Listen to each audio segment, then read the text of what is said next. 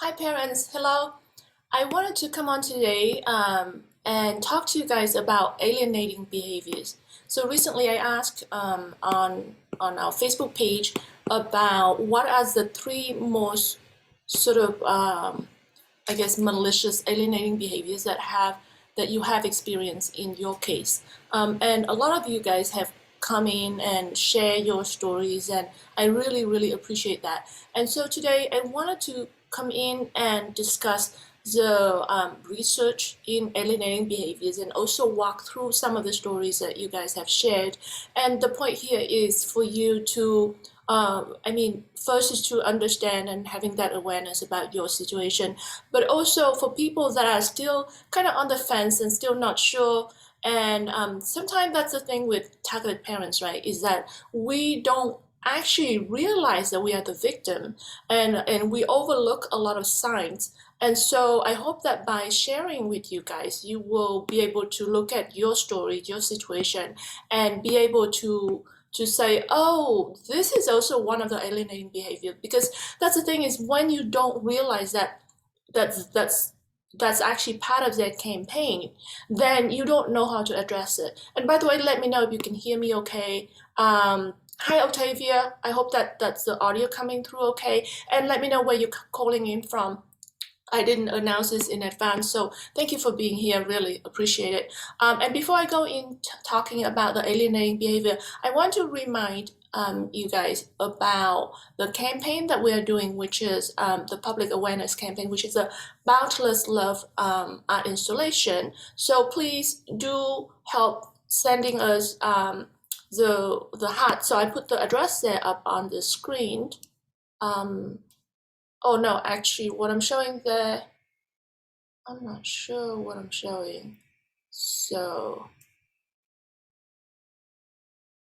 okay, sorry, let me try this again.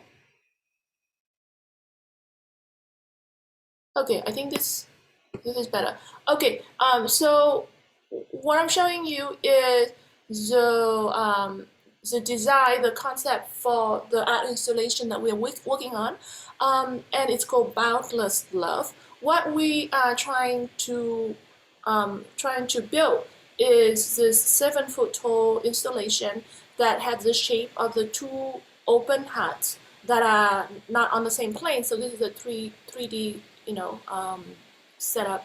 And the bigger one obviously represent the targeted parent, and the smaller one is the child. And the hearts are not closed because we are not complete. Our hearts are sort of broken because we don't get to be fully connected with our children. But the two hearts are connected, and the connection is creating the base and the foundation that provides the stability for both of the hearts. So even though the parent and the child are separated by alienation, there's this bond, this connection that cannot be broken. And so that's the concept that we have. And then across the two of these heart frames, we're going to have strings, and there's going to be a lot more strings that you can see on the picture there, where we're going to hang 1,000 heart shape cutout that you are sending us. So far we have received hundreds, but we really wanted to be able to hang over 1,000. So please help us if you haven't sent it, and please also encourage other people, because anybody can participate in this. Send us as many hearts as you can, because we wanted to have at least 1,000 hearts. And on the hearts you can have any material, it can be any decoration, any messages, as long as there's no personal identifying information. So no full name, no phone number, addresses, things like that.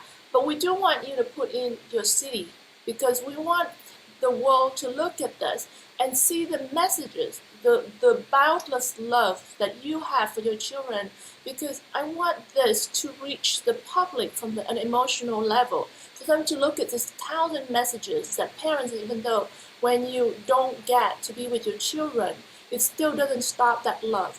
And so, and we want this piece to be traveling around the world. So that's what we're working on. So please help us send the hearts to us, and I'll give you the address right now. It's on the screen here. So yeah, please mail it to Los Angeles, and so mail it to me. And for those that are new here, welcome. My name is Petra Deeter. So please send it to me, Petra Deeter, at PO Box 56116 in Los Angeles, California 90056. I see Mariska is from Australia, Octavia is from Mexico City. Jamie said definitely need some direction and ideas to get information out to the public and resources. Thank you so much, Jamie. And that's the big thing with us, is that there's such a lack of awareness, and we definitely need to raise awareness. So for example, today I'm in Austin, Texas, and you guys know that I am not from Texas, but I'm here to advocate for the victims of parental alienation, especially the children. And we've been working really hard, not just today, I mean, we've been working for the last, a long time, trying to change the law here about parental alienation, and we're actually making really good progress. So anyway, I saw Gabriel is from Queens, New York, Anna is from Sweden. Wow, yeah, that's amazing. Gabriella said, I can hear you loud and clear. Thank you. Kyra is from Denver. Oh, yeah, I'm not far from you now, I think. Sort of closer than before, because normally I'm in LA. Edward's from Netherlands. Wow. And Jonathan's from Texas. Hi. So let me talk to you about what I wanted to talk to today, which is about alienating behavior. And before I go in and talk about what you have shared as your stories, and feel free to share your story right now, let me know. But I wanted to share with you guys first the research. And this is a work by Dr. Amy Baker. And if you're not familiar with her, I highly recommend looking into her. I mean, she has books, but there's also a lot of peer review research. She's really one of the leading researchers in the field about parental alienation. So she have done research and categorized the alienating behaviors that are done by the alienators into 17 category, or the 17 main behaviors. She called it parental alienating strategies. I feel like, personally, I feel like it's not so much as strategies. I think those are more like tactics. It's so petty, it's so small that I feel like they don't deserve the term strategies. But anyway, so I am going to stick with parental alienating behaviors. So the first one is backmouthing. I mean, we see this a lot, and this is very common. And I feel like almost anybody has seen this. And that's why I usually, for people that are not familiar with parental alienation, and when I talk to people and try to explain to them about parental alienation, like for example, legislators or other organizations that we need to get on board with us, the first thing I usually give example is backmouthing, because that's something is the most sort of relatable to people. And so I, usually maybe a mom that say, your dad is an alcoholic, or a dad that say to the children that, your mom is emotionally unstable, or he cheated on me, she didn't pay child support, things like that, right? Backmouthing is just like the most obvious form of parental alienation. It's most visible. And almost anybody has seen this in some way. So I usually give this as an example because it is most sort of relatable for people that are not familiar with parental alienation. But of course, like for you who have experienced this, you've seen a lot more and a lot more malicious behaviors. So anyway, that's the first one, is backmouthing. What about your case, your personal situation? What kind of things that you know that the alienators have told to your kids about? So for example, I know with my situation, the alienators were telling my kids that I have depression, which is, not true at all. If it was true, then that's a different story. And even if it was true, it's not for them to tell the children, because this is adult stuff. The children doesn't need to hear this. But anyway, not to mention, it's the wrong thing for them to make up and try to portray me in a way that I'm not a fit parent. So anyway, another thing is limiting contact. I mean, limiting contact happen a lot, especially like you guys seen that we work a lot with an organization called Texas 2503.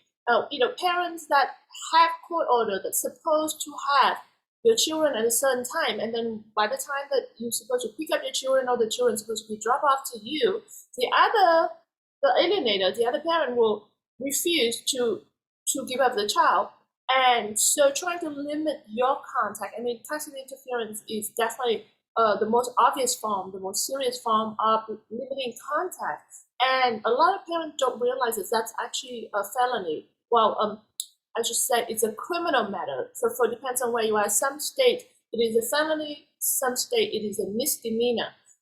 So what it is, alienate actually is a criminal. They're committing a criminal offense.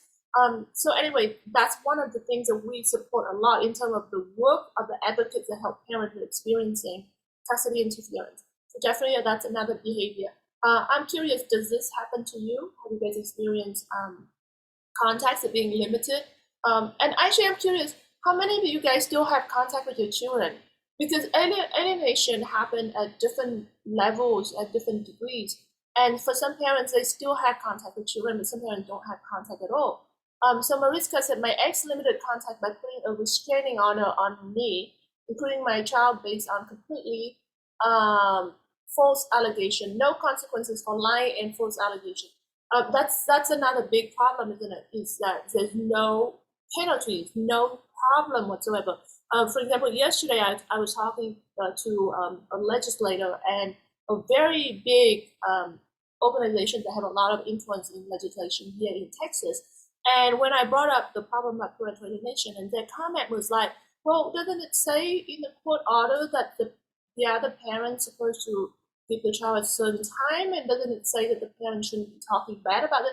And I said, but that's the thing, is it say that on the court order, but there's no ramification for violating that. And for parents to go back to court and fight a contempt order, it's lengthy, it's expensive, and it may not result into anything.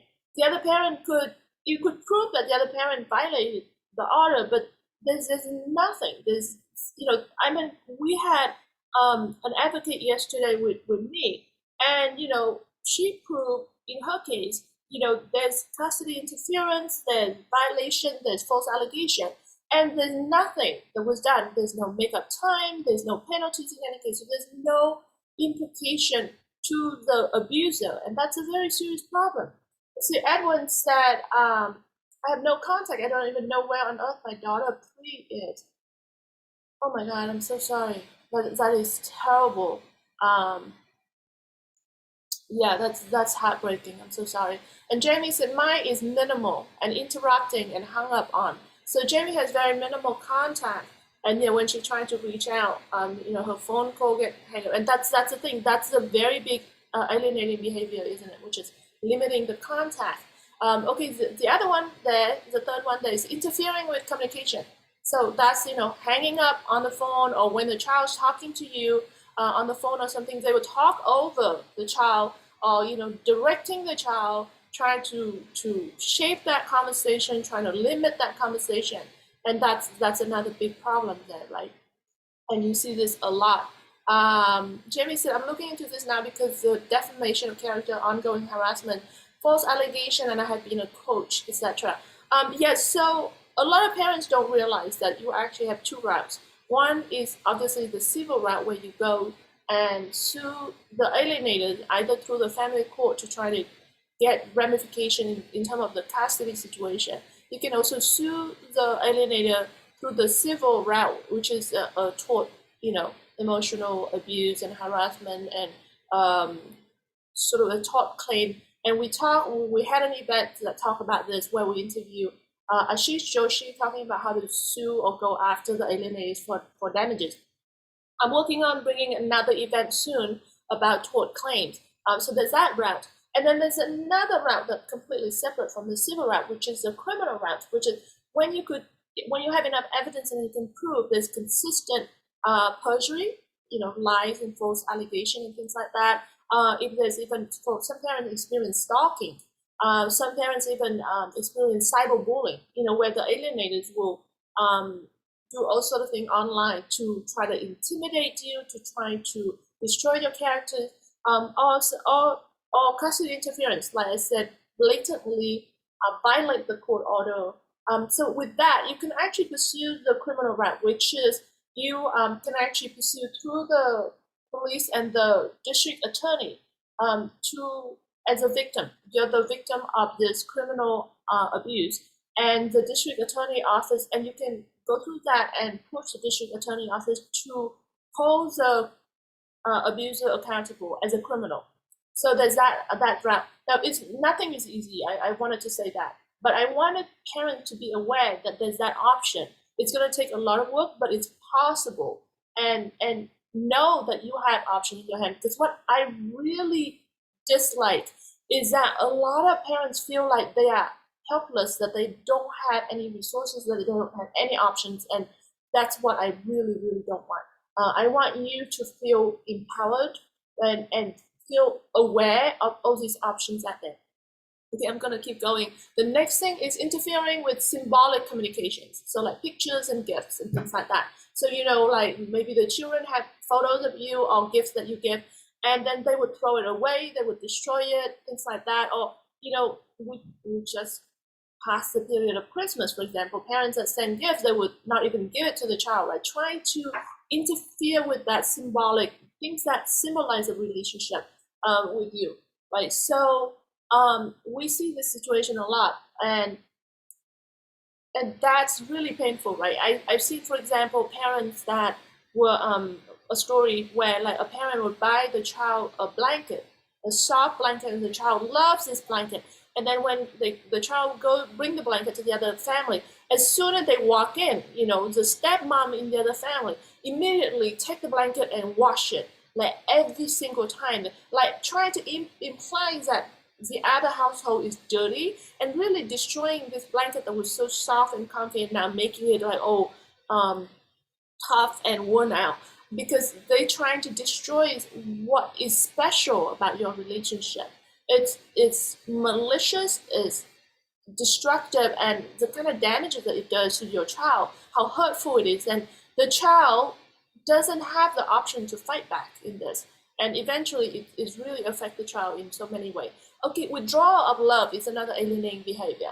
So the thing is, when the child doesn't behave the way that the alienators like, if the child refuses to still talk to you, or if the child still showing or talking about you or showing love to you, the alienator will withdraw their love to the child. So sort of a form of punishment. So the child knows this. The child feel like, okay, that means that I have to behave in a certain way in order to still have the love of my other parent, the alienator.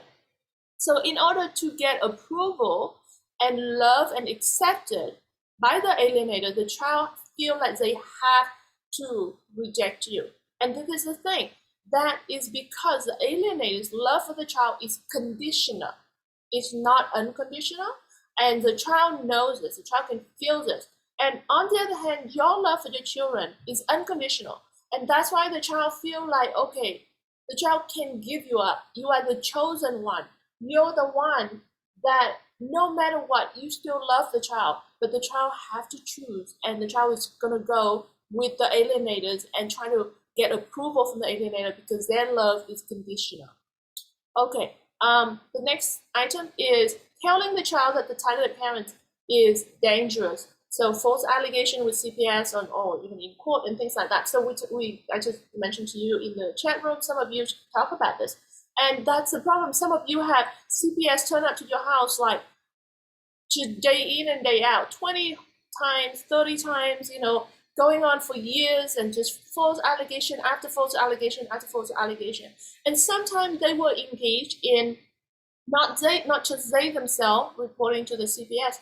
Sometimes they will, because there's this thing called mandate reporters, right? So like teachers and therapists, they will push for the children to tell the teacher for the full story, so that the teachers and the therapists have to, because they are the mandate reporter, have to report to CPS. So now they can stand back and say, well, I didn't say it. It's the teacher that report to the CPS. It's the therapist that report. But they are the one that shapes this false allegation and pushing the child to push this to the mandate reporter. So very manipulated. And so a lot of you are dealing with false allegation, and some of it is extremely painful. There are parents, I know parents that have been accused of sexually molesting their children when there's nothing, it's like the furthest thing from the truth. Their parents have been accused of, physically violent to your children, or neglecting your children and not feeding your children and leaving your children abandoned and things like that. It's just horrific kind of stories. And meanwhile, we do see out there, I mean, you see in the news, there are parents that are abusive, there are parents that are neglectful, they don't care about their children, but you're not one of those.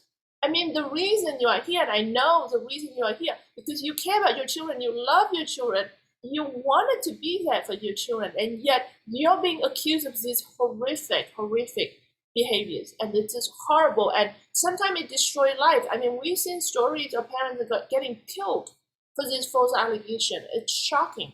I'm working on bringing on an attorney that have a lot of a criminal defense attorney that have a lot of experience in fighting false allegation. I'm working on bringing him on for an event where we're going to focus on discussing how to fight for false allegation. This is a very big topic. I'm trying to figure out how to find a good solution, because it's always standing in the way. I mean, it's like such an effective tool that alienators use. False allegation is like the moment they throwing in there that you have been abusive in some way to the children. Suddenly, everyone, because of this fear for the safety of the children, and I understand it. But a lot of people will then immediately step back, like judges, for example, will immediately they think that this is a way of protecting the child, is just immediately take the child away from you and giving it to the alienators. What they don't realize, what they have done, is they've taken the child from a loving parent and give the child to an abuser, because alienators are abusive. It may not be visible, maybe behaviors in some way that's subtle, but at the very least, alienation is psychological abuse. So what the judges have now taken a child from a loving parent and give that to an abuser, and it's terrible. So anyway, this is a very big problem. We have to figure out how to fight that. And it's not just in the courtroom situation or things like that, but even when it comes to legislation, like when I go in and talk to legislators about putting changes in the law to defend victims of parental alienation, that's also the big question, because they're like, well, but a lot of these parents has been accused of being abusive. So, if we put this in the law, how that's going to, don't we then give abuser a tool? And it becomes such a big, confusing debate. And it's, to be honest, it's been quite frustrating, and I really want to figure out this piece. Okay, the next thing is forcing the child to choose between parents. Now, this is a very big thing, right? And some of it is very obvious. Some of it is very subtle, right? Sometimes some of the alienator will say, well, if you have this school function and if you invite your dad, then I'm not going to come, right? Or something like that. Or we see like adult children, right? If it's your wedding, if you invite your mom, I'm not going to come, right? It's forcing the children to choose between the two of you. Now, just because you divorce your ex-partner, it doesn't mean the child has to divorce one of the parents. This is just outrageous and ridiculous. The children need both parents. They shouldn't have to choose. But yet, that's what alienators are doing. And sometimes it's more subtle than that. If the child talk about an experience, like talking about, let's say, last week I had a great time going to Disneyland with mom or dad or whatever, then the other parent would just turn cold and then not talking or saying something like, that must be terrible, right? Now turning something loving into something horrible. And now the child know that the child cannot talk about the other parent to the alienated.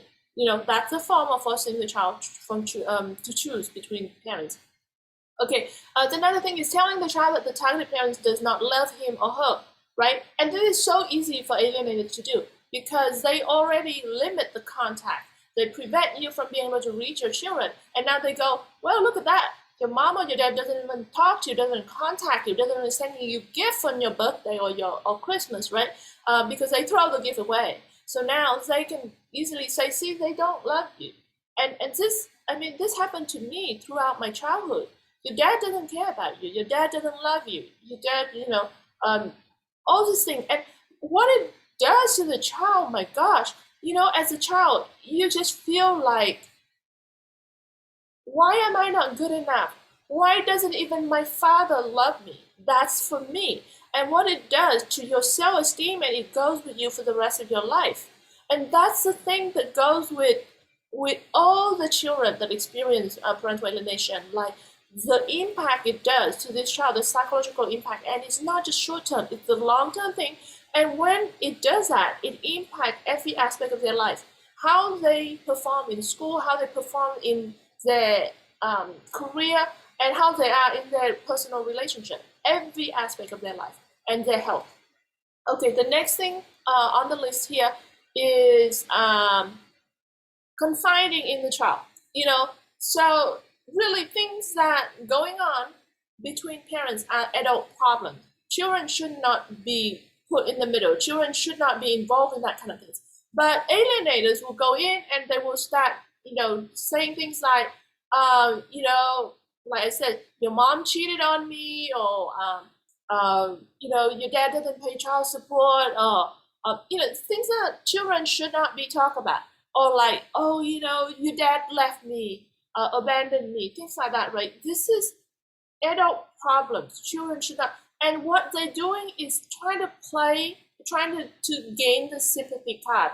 They're trying to go, wow, look at me, poor me. Now the child felt like they have to take care of the parents. And if you guys see the films that we are releasing, Parental Alienation, the aftermath, you will see that a lot of the children talk about this, where they feel like they don't get to be children. They have to play the mom or the dad because they have to take care of that alienators, because they feel responsible. Because the alienator is playing this role, I'm so hurt. Your other parent is hurting me by leaving me and things like that. These false allegations that then the child feel like, oh, now, poor my mom or poor my dad, I have to take care of them, so I have to make sure that they are happy. So this is a very effective tool that you, as a targeted parent, may not be able to see because this is behind the closed doors. And this is really, really difficult. As we interview a lot of the adult children of parental alienation, and a lot of those events you can see, and we're going to continue to interview more, you will see that now you get to see like the stories behind the closed doors are going to be revealed. And you see this happened to a lot of us, and it happened to me, as a child, as an alienated child. This happened to a lot, and I felt like, oh, my mother is a victim, I have to take care of her, and then I don't get to be the child. I now have to do things that she demands even when it's not reasonable, because I feel sorry for her, because she confided in me this adult problem, and I, as a child, there's no way for me to know that that was untrue, right? So then I turned around and rejected my father and tried to protect my mother. And the whole time I felt like, oh, it's my choice. I made that decision. But actually, as a child, you were conditioned and brainwashed, and there's no way for your child to know this. So anyway, that's a closed door behavior. Okay, the next thing is forcing the child to reject the targeted parent. So this is like not just forcing the child to choose, but to reject you. So, forcing the child to not go to you, to hang up on the phone when you call, saying bad things. Sometimes they will go in and even pretend like in the text messages, and when you read it, you probably can tell that this is not your child that texting. They would, tell the child, no, give the phone to me. I will text for you. And they would say nasty, nasty things to you and pretending to be the child. And the child just stand back and have no power whatsoever. And then you end up looking at this, you're heartbroken. And you look at these messages from your child and the behaviors from your child, and you go like, why is my child rejecting me? And it's hard to recognize it. It's the alienators that are doing this. It's not your child that rejecting you. It's the alienator that forcing your child to do this. Okay, the next thing is, and I apologize, I'm rushing because I do have to go. Like I said, I'm in Texas, and we have a lot of meetings set up with legislators and different organizations to try to change the law here. So I do have to go soon, so I wanted to make sure I go through this list. And then the next thing is asking the child to spy on targeted parents. And some of you know this, some of you actually don't even know this. I'm curious, how many of you actually know that your child is spying on you? It doesn't happen all the time. It doesn't happen to all situations, but a lot of situations it does happen when the child is spying on you for the alienators. Sometimes the child, I have a situation where my children would ask me about how much money do you make, or how do you make money, right? Things like that. And for children, like, there's no reason for children to ask these questions. It's the alienators that wanting to do this. Or we have situations where children will go in and take photos of documents of your house, or filming you, things like that, right? And then send it to the alienators so that the alienators can use that in court against you, or use that just to attack you out there as a mudsliding campaign. They twisted things.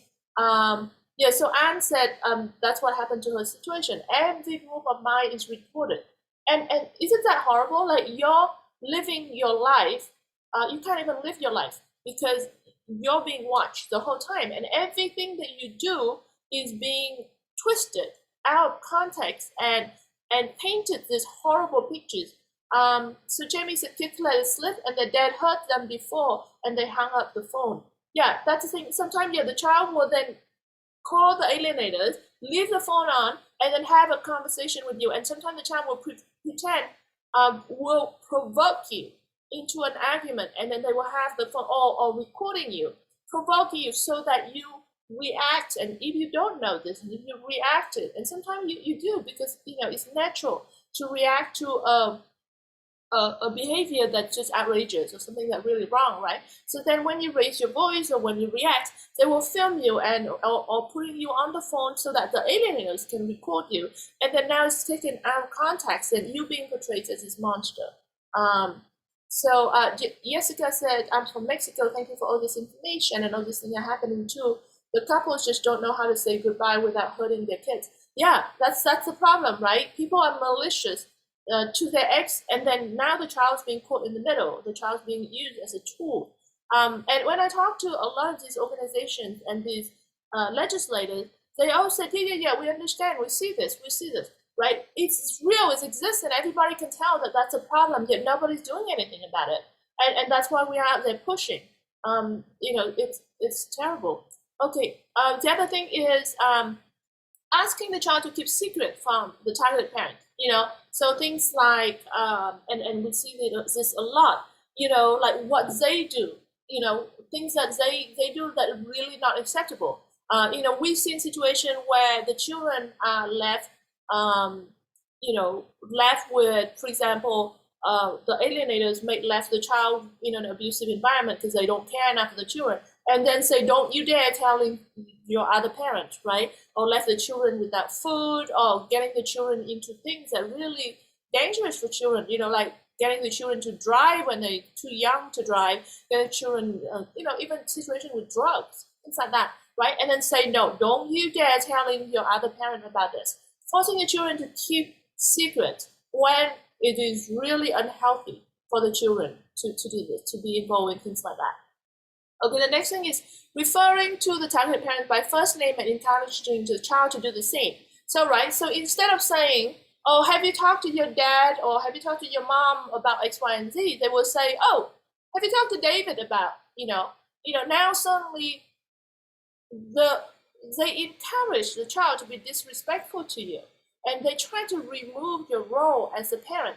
And that's why we see a lot of parents will say that their children no longer calling them as parents. They will call you by their first name. And for some situations, they're even being referred by really horrible nickname. I've seen parents that their children call them dog, or this horrible thing, and it's heartbreaking. And it's like I said again, it's not the child, it's the alienators that are pushing the child through this situation. Okay, another one is referring to the step-parents as mom or dad, and then encouraging the child to do the same. This happened a lot. And I mean, with my situation, you know what? I have so many new dads, within like just short window of time, you just get rotation of new dad, and a lot of other children experience this. The step-parents is being called mom and dad, and then the real parent is being treated like nobody. We have situations where children are being told that that the target parent are not their real dad. And what it does to the children is horrible. They try to replace you. And anyway, so let's keep going. The next thing is withholding medical, academic, or other important information from the target parent, and keeping your name off the medical and academic and other relevant document. A lot of parents talk to me about how they don't get access to the children's school records and things like that. It's terrible. And they're doing everything to interfere between you and your children, the relationship, and removing you from the children's life. And sometimes you go to schools, and when the schools are not educated and not informed, they will listen to the alienators and they will not give you the information. And by the way, this is against the law if the school's doing this, unless if for some reason, clearly there's a court order that prevent you from having your right to your children. Even if you don't have the physical custody of your children, you might still have the legal right to your children, and in that case, you should have access to your children's medical record and school record. And if you don't know this, definitely look into it. And if the school is treating you in a certain way, you should definitely stand up. You definitely should, stand your ground and let the school know that they are violating the law, and make sure that you get this access to this information. Some of the parents actually share with us that they had to even bring in the sheriff. They have to bring in the court order showing that even though they don't have the child live with the other parents, they still have legal rights over the children, things like that. And raising it up to the school district, you really put your foot down and set your boundaries. And even if you don't have physical contact with your children, the more things that you could do to stay in your children's life, get involved, go to the school and get the record, try to contact the teacher and say, hey, I want to be informed how my children's doing. Call your teachers, the school teachers, and say, how is my child? What is new? Stay really involved with your children, because don't let the alienators removing you from your children's life. Definitely stay with this. Candace said, oh my God, yes.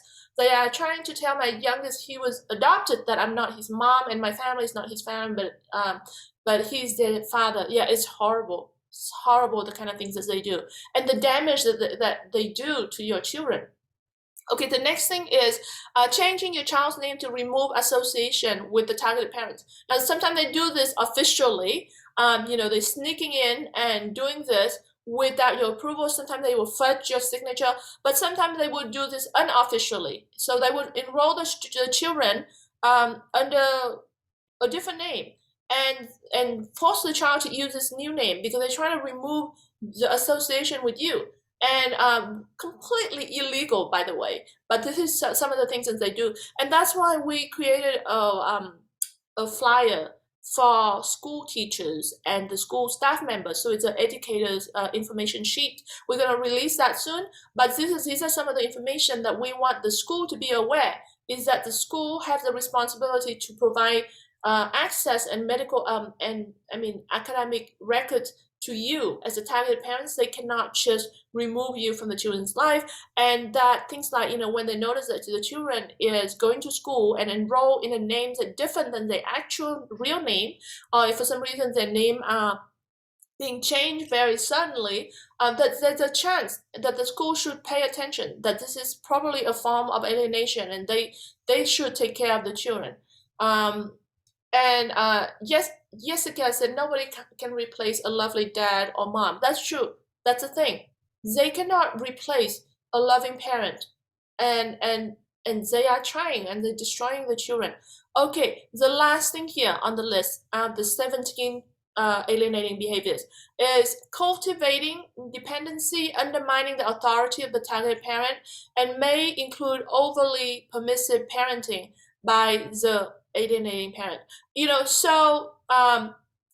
When, for example, they would say, oh, you don't have to you don't have to listen to your mom, or you don't have to listen to your dad, just ignore them, things like that. Undermining your authority and over empowering the child, or saying things like, yeah, you don't have to go to his house or her house, that kind of things, and totally destroying your relationship, but also inappropriately empowering your children and undermining your authority.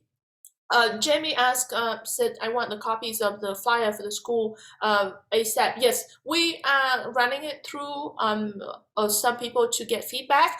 If you are one of our patron on Patreon, thank you very much. But also, you also have a chance to review this draft and give us input, by the way. So, if you guys really like, if you find any benefit in our work, we would love your support, buy us a coffee.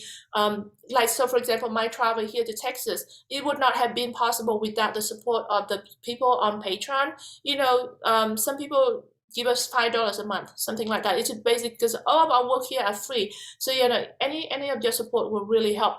But anyway, so back to the flyer, what we're doing is we post it on Patreon, on our Patreon page, the draft, because we want the patrons to be able to give input, and once we get all the feedback, we're going to make update, and when it's ready, we're going to release out into the public, and you're going to all have the access to this. So anyway, so those are the 17 alienating behaviors. I hope that you can look at this list, and I'm going to post this poster onto the Facebook page so you can actually see it as a list. I think there's a question about whether this list is a printable in the printable form. So I'm going to post this so that you can have it. But look at those so that you don't overlook something, and so that way that you can address it as quickly as possible. I apologize, I do have to go because we have meetings lining up, but I appreciate you guys being here. Please do leave comments so that I can look back later, and I do read them. And I do want to go through the alienating behaviors that some of you guys shared in the past. I posted a question, so I will go through in another event soon because I do want to address all of those. And then I also asked you guys, oh, by the way, if anyone's from Alabama or knows anyone in Alabama, there's some things that are going on in Alabama when it comes to advocacy work, and we wanted to reach out to someone local. So if anyone from Alabama, please introduce to us, because we're dealing with some situation there. So anyway, please like this video, please share. We want to Jamie, can you send us a message? I saw Jamie said, please get in touch with me. Yeah, please send us a message on Victim to Hero. I will try to respond. I know I'm terrible with responding because there's just too many messages and we have so much going on. It's really difficult to keep track, but I'm going to try. So anyway, I'm going to come back on again soon. Please have a wonderful day and take care. Thank you so much for being here and for your support and your encouragement. Let's make the change that needed so that we can protect our children, so that we can protect families. Thank you so much.